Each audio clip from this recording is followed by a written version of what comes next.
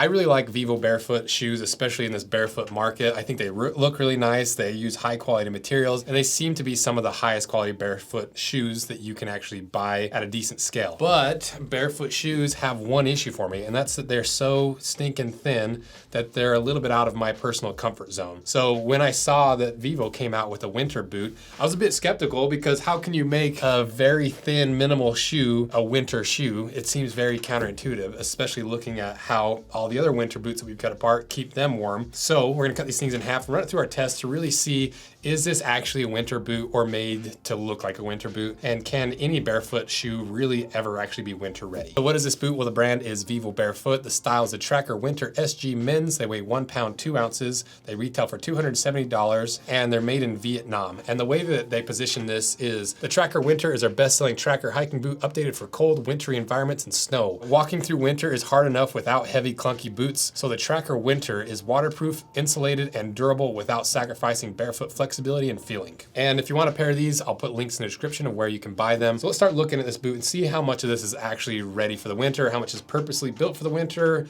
and how much is just marketing spin. So looking at the leather first, this is clearly a nubuck leather where they take a regular leather with that smooth grain, buff it just a little bit to give that more matte finish. It does actually kind of help repel water slightly, but I believe this is a waterproof leather, which is more important than just a little bit of nap on top. And to see if it is actually waterproof, we put it in the waterproof testing tank for 5 minutes, and the leather did absorb some of the water, but it didn't make it all the way to the inside of the boot because this is not only waterproof with the leather, it also has that waterproof lining booty on the inside. But I was really hoping for a waterproof leather that it wouldn't absorb that water, making the leather waterlogged and heavier and colder, but it did not. So it's not the most waterproof leather. And as for the thickness of this leather, it's 1.6 millimeters thick, so a lot closer to what you see in sneakers or lined boots. This one is lined, so it's within that range of the appropriate thickness. Ideally for a winter boot, I would have assumed it would have been a 2 millimeter leather, but it's these barefoot boots, and they always keep everything really thin, so it's somewhat to be expected. But to make this a true winter-ready boot, I would have made the leather fully waterproof so it doesn't absorb any water, and I would have made the leather just a little bit thicker to be a little bit more insulating and more durable for the winter, and how the cold temperature seems to fracture leather a little bit easier, especially when that water gets absorbed into the leather.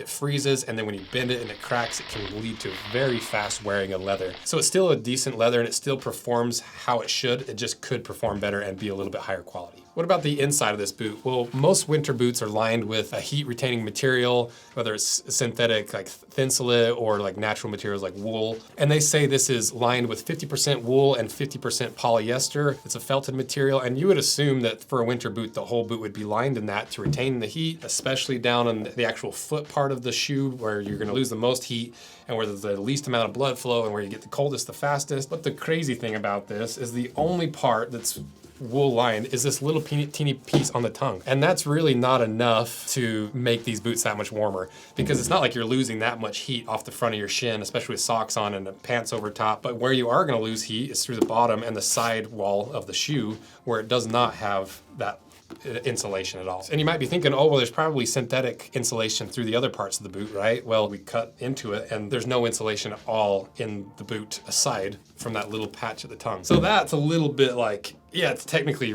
ready for winter, but only this part of the boot. The rest of the boot could benefit a lot from being fully lined in this material if it was truly a winter boot. So this one's like not really a winter boot, but it is gonna be slightly warmer than other barefoot boots. But to double check that, we wanted to run the heat retention test. We took 3 boots, a Sorel, a non-winter boot, and this boot, put a 1 pound bag of rice in them, heated up to 138 to 40 degrees, sat it outside in it says negative 40 degree weathers, but I'm pretty sure it's 40 degree weather, for 30 minutes to see how much heat was lost through the boot. The Sorel came out at 92 degrees, a 50 degree loss Fahrenheit. The non-winter boot went down to 80 degrees, a 60 degree loss. And these boots stayed at 100 degrees, which is only a 40 degree loss. So that leads me to believe that I'm actually wrong about that. There might be some sort of other insulating factor in the inside of this boot that I didn't notice when we had the little cuts. So we'll see when we really get it cut in half, because it clearly is an insulating boot. I just don't know how. But one way that it is insulating is in the insole, because if we pull this out, you can see that there's these little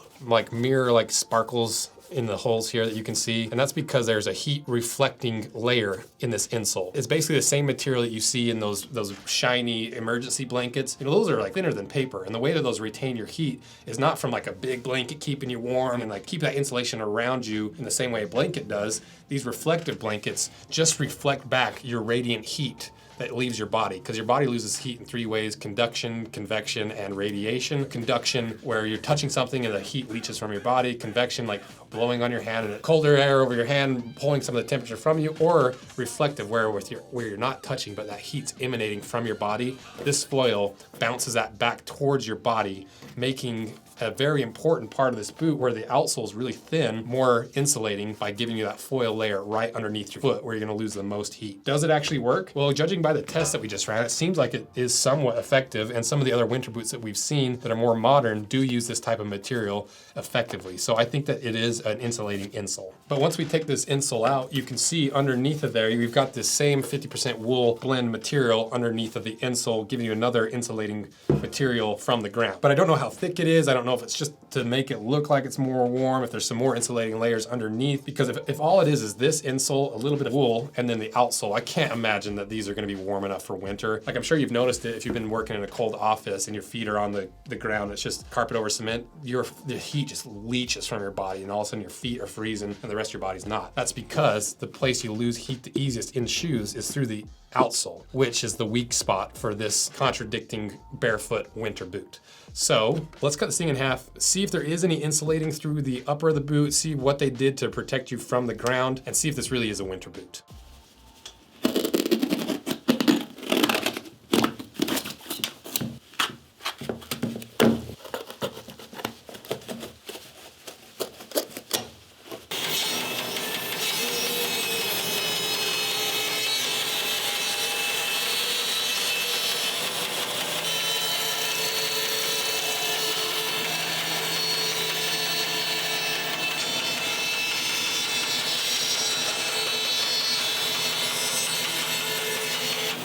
All right, we got them cut in half, so let's see what's inside.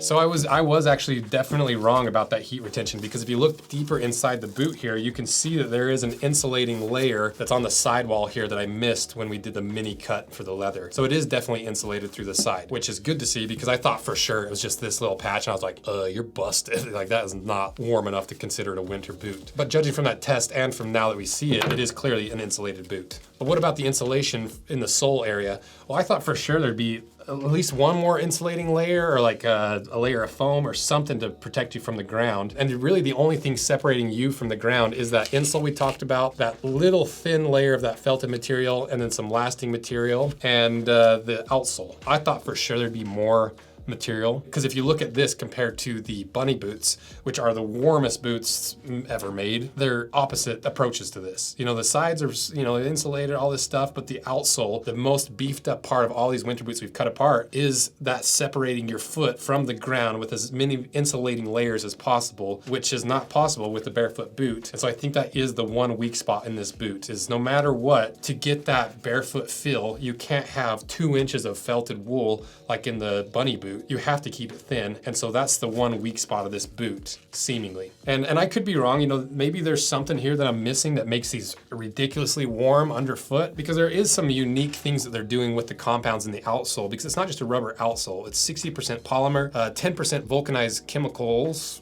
I assume that's rubber, and then 30% silica, which is just sand. So they've infused sand into this to give it more grip, but I just can't imagine that this is gonna keep you nearly as warm as any of the other winter boots that we've cut in half already that are several times thicker than this in that most important spot. So to me, it's pretty clear that there's some winter aspects to this boot, but also there's less than I expected. So is this a winter boot at the end of the day? Well, it's definitely not a snow boot for sure. Like, this, compared to all the other snow boots we cut apart, not even close. Is it gonna be warmer than most barefoot shoes in winter? Yeah, for sure it will be because of the wool and those insulating things. Is it gonna be warmer than most regular boots and shoes if you wore it out in winter? I would say they're probably close. I think this will perform a little bit better than just your average sneaker that's somewhat insulated with multiple layers. Obviously a canvas sneaker is gonna be less warm than this, but like a high top leather sneaker with a decent midsole and outsole separating you from the ground, I think is gonna do more for you than all the other features baked into this because of that weak spot inherent to a barefoot winter boot. So to me, it's still a winter shoe, but it's really just a winter barefoot shoe. And there's gonna be inherent flaws and compromises that have to be made